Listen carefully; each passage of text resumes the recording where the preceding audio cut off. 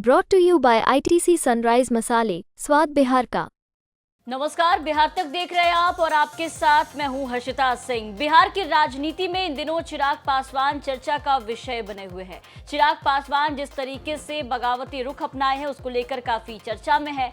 पिछले कुछ दिनों से केंद्रीय मंत्री और लोक जनशक्ति पार्टी रामविलास के राष्ट्रीय अध्यक्ष चिराग पासवान केंद्र सरकार के कई महत्वपूर्ण फैसलों पर सवाल खड़े कर चुके हैं और जिसकी वजह से सरकार को अपने फैसले से यू टर्न लेना पड़ा। इसके बाद बीजेपी अब चिराग पासवान पर लगाम लगाने के लिए उनके चाचा पशुपति पारस को अब एक बार फिर से एनडीए में तरजीह देने की तैयारी कर ली है। जी हां, अब चिराग को शांत करने के लिए बीजेपी ने अपना प्लान बी तैयार कर लिया। माना जा रहा है कि पशुपति पारस जो पिछले कुछ महीनों से राजनीति में हाशिए पर पड़े हैं, उन्हें जल्द ही किसी राज्य का राज्यपाल या फिर किसी महत्वपूर्ण केंद्रीय बोर्ड का अध्यक्ष बनाया जा सकता है। बीजेपी अगर पशुपति पारस का कद बढ़ाकर उन्हें किसी राज्य का राज्यपाल या किसी केंद्रीय बोर्ड का अध्यक्ष नियुक्त करती है तो जाहिर सी बात है कि पशुपति पारस का कद बढ़ने से वो चिराग पासवान के बराबर आ जाएंगे और फिर बीजेपी पशुपति पारस के जरिए चिराग पर नियंत्रण रखने की कोशिश करेगी।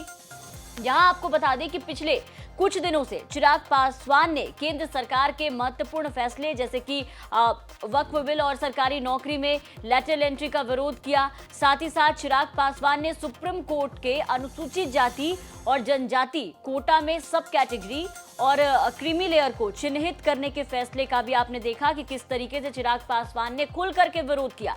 चिराग ने जातीय जनगणना करने के कांग्रेस सांसद राहुल गांधी और समाजवादी पार्टी सांसद अखिलेश यादव के फैसले के साथ भी देखिए कि वहां पर खड़े दिखाई दिए।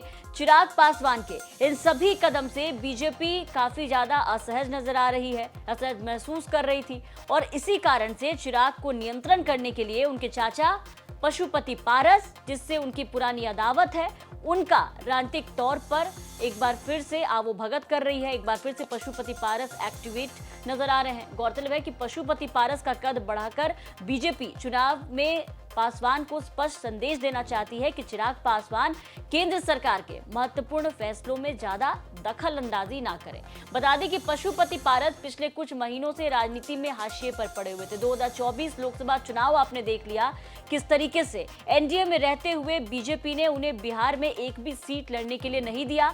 पशुपति पारस और चिराग पासवान में बीजेपी ने चिराग पासवान को चुना, जिसको लेकर के पशुपति पारस ने अपनी नाराजगी भी व्यक्त की थी, लेकिन फिर भी वो एनडीए में बने हुए हैं। पिछले दिनों पशुपति पारस ने केंद्रीय गृह मंत्री अमित शाह से दिल्ली में मुलाकात की, जिसकी तस्वीर सामने आई थी और इसी मुलाकात के बाद ही देखिए कि अब जल्द ही पारस का कद बढ़ाने की जानकारी सामने आ रही है और उन्हें किसी राज्य का राज्यपाल या केंद्रीय बोर्ड का अध्यक्ष बनाया जा सकता है।